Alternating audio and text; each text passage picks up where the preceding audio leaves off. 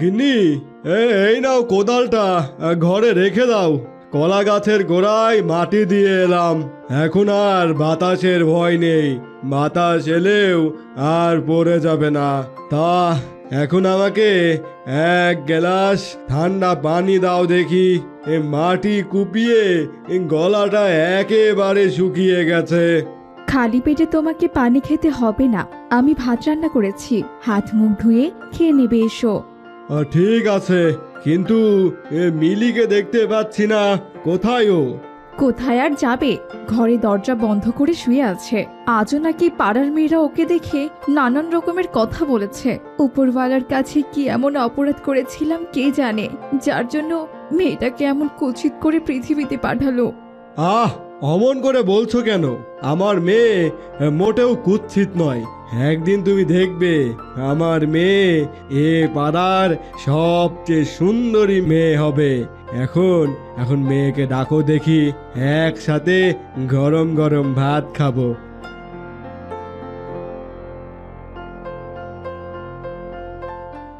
মা মিলি, মা, খেতে আয় দেখি।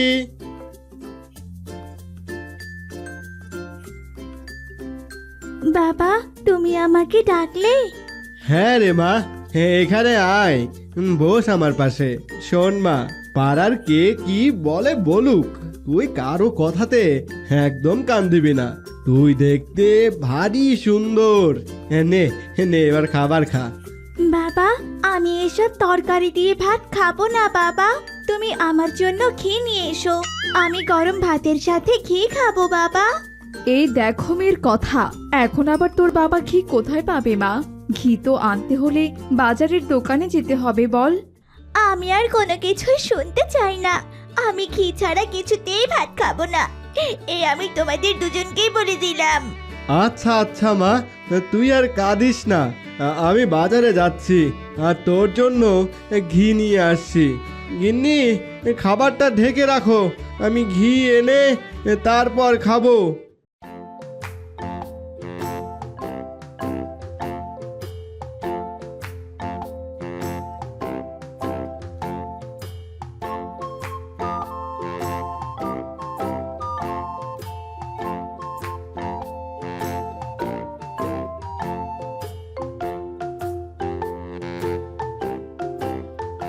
কি মুশকিল, সব দোকানেই তো দেখলাম, কিন্তু কোনো দোকানেই তো ঘি পেলাম না। মেয়েটা তো ঘি ছাড়া খাবারও খাবে না। এখন আমি কি করি কিছুই বুঝতে পারছি না। না, বাড়ি ফিরে যাই বরং।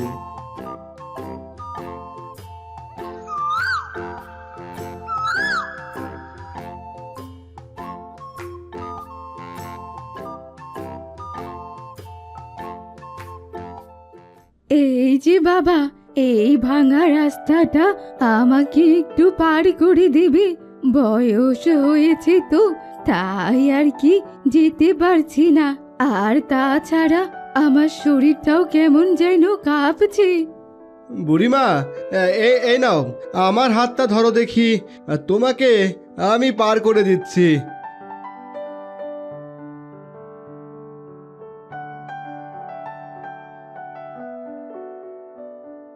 তোমাকে অনেক অনেক ধন্যবাদ বাবা। আচ্ছা বাবা, তোমাকে এত মন মরা লাগছে কেন? তোমার কি কোনো কারণে মন খারাপ হয়েছে নাকি? আসলে বুড়িমা, হয়েছে কি, আমার মেয়েটা আজ বড্ড বায়না ধরেছে, সে নাকি ঘি ছাড়া ভাত খাবে না। সারা বাজারে ঘুরে এলাম, কিন্তু কোথাও ঘি পেলাম না। তাই আর কি মনটা একটু খারাপ। ও আচ্ছা, তবে এই ব্যাপার, তুমি কোনো চিন্তা করো না। আমার কাছে এক বোতল ঘি আছে, এই ঘি খুব উপকারী। এই নাও বাবা, আমার বাড়িতে আরো অনেক ঘি আছে। সত্যি বুড়িমা, তুমি আমাকে বাঁচালে, নইলে নইলে মেয়েটা আজ খাবারই খেত না। তোমাকে অনেক ধন্যবাদ। কিন্তু বুড়িমা, এই ঘিয়ের জন্য তোমাকে কত দাম দিতে হবে আমার কাছে তো মাত্র 10 টাকা আছে। তোমার ঘি তো 10 টাকার থেকেও অনেক। আমার কোনো টাকা লাগবে না রে বাবা। ঘি দিয়ে আমি কারো কাছ থেকে কোনো টাকা পয়সা নেই না। এইবার তাহলে আমি আসছি। ঠিক আছে বুড়িমা, তুমি সাবধানে যাও।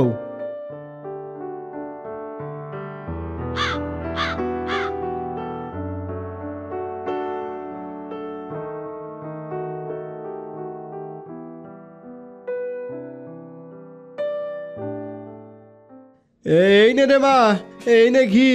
এবার পেট ভরে ভাত খা। বাবা, এখন তো ভাত ঠান্ডা হয়ে গেছে, তাই কাল সকালে খাবো।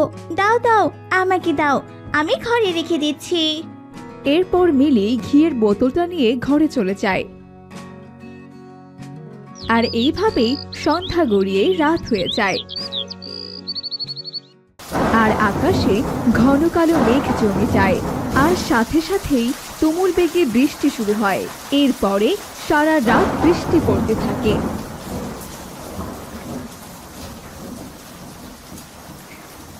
পরের দিন সকালবেলা গিন্নি, তোমার রান্না হলো? সারা রাত ধরে বৃষ্টি হয়েছে, না জানি কলা গাছগুলোর কি অবস্থা হয়েছে। ওগো, ভাত তো হয়ে গেছে, কিন্তু তরকারি রান্না করতে তো একটু সময় লাগবে গো। ঠিক আছে মা, তুমি তাহলে তরকারি রান্না করো, আর আমি বরং ঘি দিয়ে ভাত খেয়ে নিচ্ছি। আচ্ছা মা, ঠিক আছে। গিন্নি, এক কাজ করো, আমাকে বরং ভাতের মধ্যে ঘি ঢেলে দাও, আমি জমিতে গিয়ে খাবো। এখন ভাত খেয়ে গেলে অনেক দেরি হয়ে যাবে। আচ্ছা ঠিক আছে, আমি তোমাকে খাবার দিয়ে দিচ্ছি।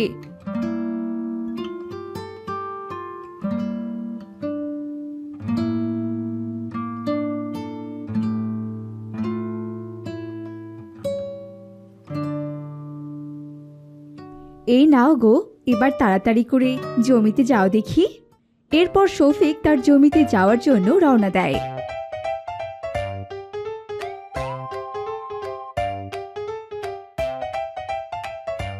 আর পথেই পাড়ার রহিমের সাথে তার দেখা হয়ে যায়। আরে শফিক ভাই যে, তা তোমার কলার জমিতে যাচ্ছ বুঝি? গিয়ে আর কি লাভ, সব কলা গাছ তো মাটিতে পড়ে জীবন দিয়ে দিয়েছে। এক কাজ করো, কলা গাছের সাথে তুমিও তুমিও জমির পানিতে একটু হাবুডুবু খেয়ে এসো। চলি গো।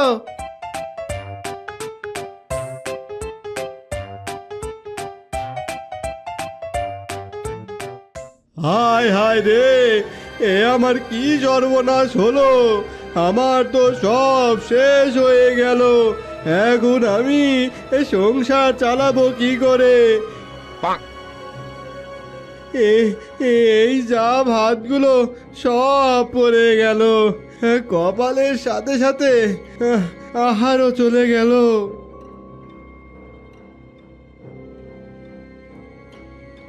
মা, মা, দেখো আমার চেহারা কত সুন্দর হয়ে গেছে। আরে আরে, তাই তো, আমার তো মনে হয় এই ঘিয়ে কোনো জাদু আছে, যেটা খেয়ে তোর চেহারায় সৌন্দর্য এসেছে মা। এ আমি কি দেখছি? এই ঘিগুলো পড়ে যাওয়াতে এই জমির পানিতে এত মাছ এলো কিভাবে? বুঝতে পেরেছি, সব সব ওই বুড়িমার কেরামতি। আমার সব দুঃখ চলে গেল। এত মাছ আমি আমার জীবনেও দেখিনি। যাই যাই, বাড়িতে গিয়ে গিন্নিকে বলি।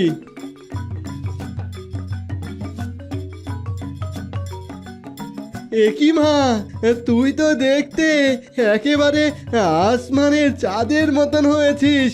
তবে তবে মা, সবই ওই ঘিয়ের জন্য হয়েছে। আমার জমিতে ঘি পড়ে মাছ চাষ হয়েছে। হা হা হা হা হা হা হা হা।